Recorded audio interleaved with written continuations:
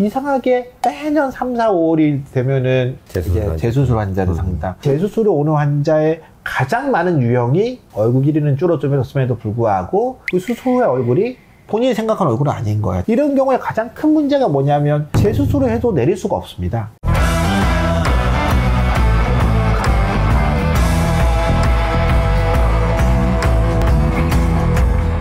윗입술에서 밑으로 치아가 보이는 양이라는 거는 위턱뼈의 길이에 의해서도 결정되지만 또 인중의 길이에 의해서도 정해지잖아요. 입술의 길이에 따라서도 뭐 짧고 길고 하는 분들이 계시니까. 난 그래서 얼굴이 긴데 또 인중이 길어. 그래서 내가 위로 올릴 수 있는 양이 안 나와. 그러면 어떤 얘기를 하냐면 그럼 인중 축소를 해서 인중 길이를 줄인 다음에 거기에 맞게 또 그만큼 위턱을 줄이면 어떠냐. 이런 얘기들도 우리가 환자들 사이에서 또는 이제 어떤 병원에서 이런 치료를 또 권하기도 하잖아요.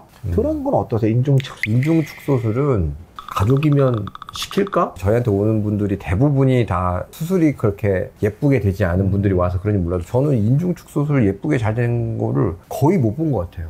결과가 굉장히 좋지 않습니다. 왜냐면 코 아래를 피부 일부를 절제해내고 거기 다시 끌어올려 가지고 꼬매는 거라서, 물론 코 아래니까 잘 꼬매면 흉터가 잘 안 남고 수술하는 분 대부분들이 이제 화장을 하는 여성분들이기 때문에 화장으로 그 흉터가 커버된다고 하긴 하지만, 보면 인중 길이가 크게 줄어들지 않는 경우가 대부분이거나 아니면 줄어들었다고 해도 코 아래쪽에 피부를 확 당겨서 위로 올리다 보니까 코 모양까지 또 이상해지는, 굉장히 어색해지는 얼굴이 되더라고요. 그래서 저는 개인적으로 환자분들한테 그렇게 추천하진 않습니다. 저는 이제 인중 축소를 절대적으로 반대하는 가장 대표적인 사람 중에 한 명이고요. 물론 얼마 전에 환자가 또 한 명 왔는데 인중 축소를 이미 했어요. 근데 봤더니 또 흉이 또 없이 또 그럭저럭 눈에 잘 안 보여요. 그래서 이거 되게 좀 소장의 묘자리를 잘 정하셨다. 운이 되게 좋았다.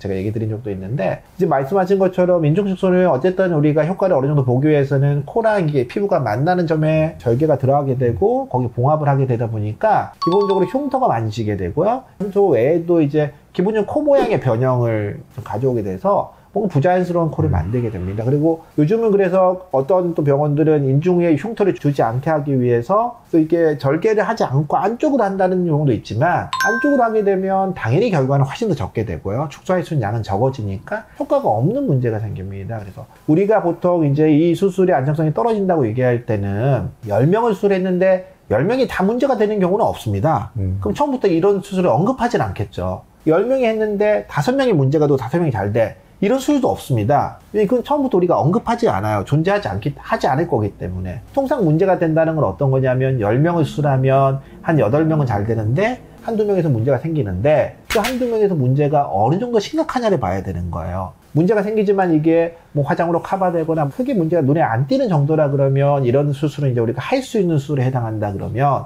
인중 축소는 10명이 수술하면 이제 적어도 2~3명에서 문제가 생기고, 그 중에 한두 명은 화장을 잘하면 문제가 그렇게 많이 안 드러날 정도긴 하지만, 또 그 중에 한두 명은 밖에 환자가 나가지 못할 정도로 누구를 만나면 너무 스트레스를 받아 해서 일상생활이 안 될 정도까지 심각하게 나타나는 경우도 있기 때문에, 우리가 이게 얼굴 길이를 줄이기 위해서 또는 어떤 개선을 위해서 지나치게 위험한 모험은 하지 않는 게 좋지 않을까 하는 취지에서 인중 축소는 가급적이면 하지 말자. 이거는 그냥 처음부터 안 된다고 생각하고 우리가 계획을 세우는 게 맞지 않을까 생각하고요. 그래서 처음부터 내가 아까 말씀하신 기준에서 가만히 있을 때 윗입술 밑으로 치아가 보이는 양이 부족하다 그래서 그럼 인중을 줄여서 다시 나는 양악을 할 거야.